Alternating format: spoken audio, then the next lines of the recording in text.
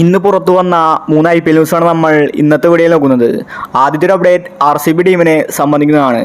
RCBയുടെ കീപ്പറായിരുന്നു ദിനേശ് കാർത്തിക് വിരമിച്ചു കഴിഞ്ഞു.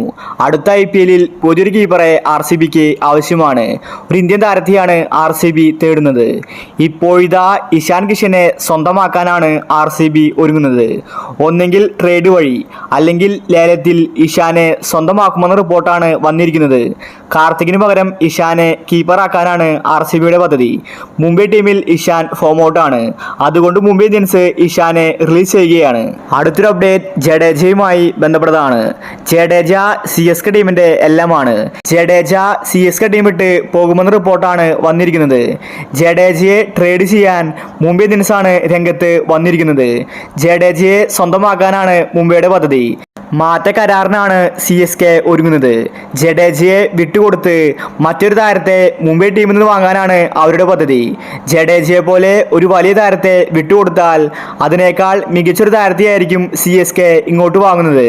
ഒന്നെങ്കിൽ സൂര്യയായിരിക്കും അവർ ചോദിക്കാൻ പോകുന്നത്. അങ്ങനെയാണെങ്കിൽ CSK ടീമിനത് ലോട്ടറിയാണ്. പക്ഷേ മുംബൈ ഇന്ത്യൻസ് സൂര്യയെ വിട്ടുകൊടുക്കുമോ എന്നത് സംശയമാണ്. സൂര്യ സ്വമേധയാൽ പോകാൻ തീരുമാനിച്ചാൽ പിന്നെ മുംബൈക്ക് തടയാൻ സാധിക്കില്ല. രോഹിത് ശർമ്മ, ബുംറ, സൂര്യ അടക്കം എല്ലാവരും മുംബൈ ടീമിൽ നിന്ന് പോവാനൊരുങ്ങുകയാണ്. അതിന് കാരണം പാണ്ഡ്യയെ ക്യാപ്റ്റനാക്കിയതാണ്. അവസാനത്തെ ഒരു അപ്ഡേറ്റ് സഞ്ജു സാംസണുമായി ബന്ധപ്പെട്ടതാണ്. സഞ്ജു രാജസ്ഥാനിൽ നിന്ന് പോവാനൊരുങ്ങുകയാണ്. രാജസ്ഥാൻ സഞ്ജുവിനെ റിലീസ് ചെയ്യുമെന്ന റിപ്പോർട്ട് നേരത്തെ വന്നിട്ടുണ്ടായിരുന്നു. സഞ്ജുവിന് എങ്ങോട്ട് പോകുമെന്ന സംശയം ആരാധകർക്കുണ്ട്. ഇപ്പോഴിതാ സഞ്ജുവിനെ സമീപിച്ചിരിക്കുകയാണ് മുംബൈ ഇന്ത്യൻസ്. ഇഷാനെ അവരെ ഒഴിവാക്കുകയാണ്. ഇഷാൻ കുറച്ച് വർഷങ്ങളായിട്ട് ഫോം ഔട്ടാണ്. ഇഷാന്റെ സ്ഥാനത്തേക്കാണ് സഞ്ജുവിനെ മുംബൈ ഇന്ത്യൻസ് ക്ഷണിക്കുന്നത്. ഫോം ഔട്ടായാൽ പിന്നെ താരത്തെ മുംബൈ ടീമിൽ വെക്കില്ല. എത്ര വലിയ കളിക്കാരനാണെങ്കിലും മുംബൈ ഇന്ത്യൻസ് ഒഴിവാക്കും. ഇഷാന് പകരക്കാരനായി സഞ്ജുവിനെ മുംബൈ ഇന്ത്യൻസിലേക്ക് കൊണ്ടുവരുമെന്ന റിപ്പോർട്ടാണ് വന്നിരിക്കുന്നത്. അപ്പോൾ അടുത്ത IPL നിങ്ങൾ സപ്പോർട്ട് ചെയ്യുന്ന ടീം ഏതാണെങ്കിൽ താഴെ ഒന്ന് കമന്റ് ചെയ്യുക.